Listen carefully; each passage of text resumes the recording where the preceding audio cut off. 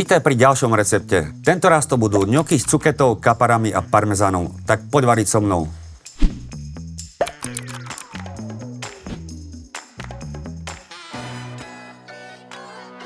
Na tento recept najskôr nakrájaš cuketu, cesnak a zeler. A najskôr takto pozdĺžne na hrubé plátky.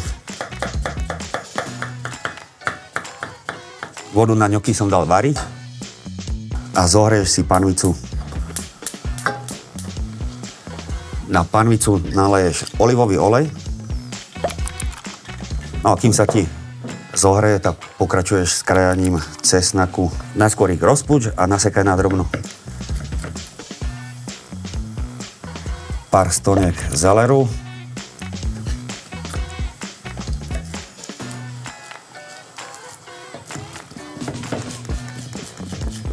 Všetky suroviny máš už teraz pripravené.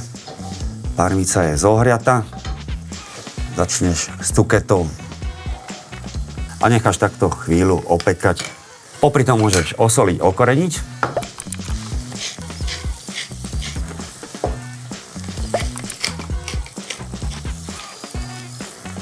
Ďalej prihodíš zeler, cesnak, no a kapary.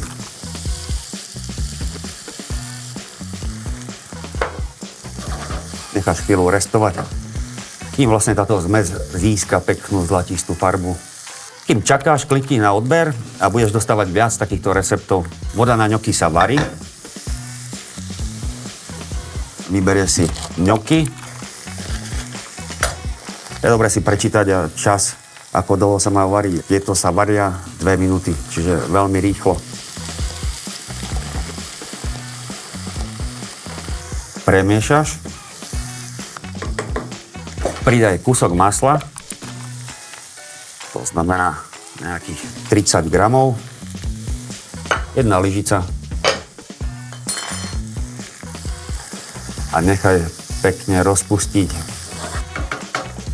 Teraz chvíľu iba počkaš, kým naozaj tá zmes bude opečená do zlatista.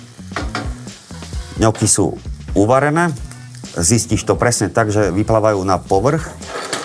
Zmes podleješ bielým suchým vínom. Víno musíš nechať odpariť. A srnca ňoky rovno vyber a daj na panvicu. Takto krásne. Prilej trochu vody, z ktorej sa varili ňoky.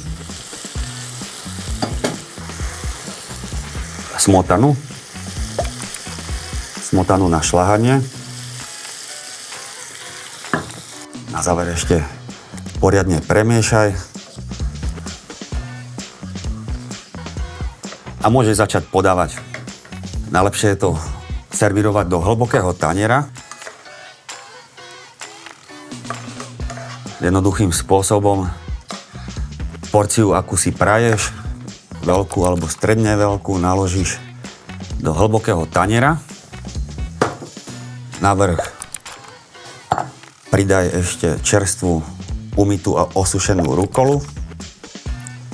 No a klasicky, skoro ako každé cestoviny, posýp strúhaným parmezanom.